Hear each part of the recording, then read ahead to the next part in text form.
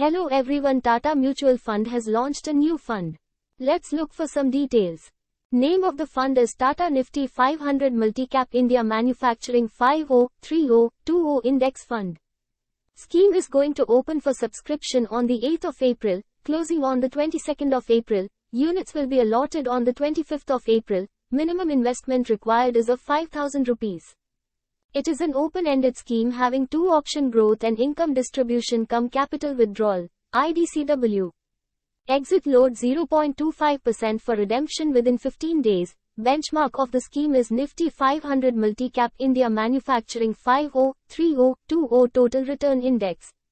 This fund is for the investors having high risk-taking capacity. Investment strategy. The scheme is to provide returns, before expenses, that are in line with the performance of Nifty500 Multicap India Manufacturing 50 hours 30 minutes and 20 seconds index, subject to tracking error.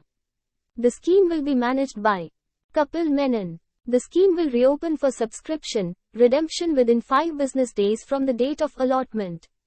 Thanks for watching the video. Please like, share and subscribe to my channel.